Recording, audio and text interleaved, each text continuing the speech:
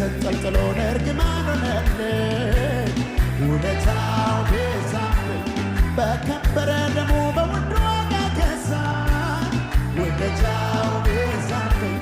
ሲጠራኝ ብቻዬን ዛሬ ግን አበዛን ውለታው ከአይምሮ በላይ ነው የሱ ውለታ እንዴት ላመስግነው ይህንን ጌታ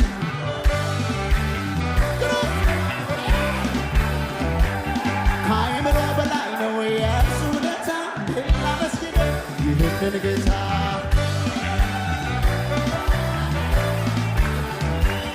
እንዴት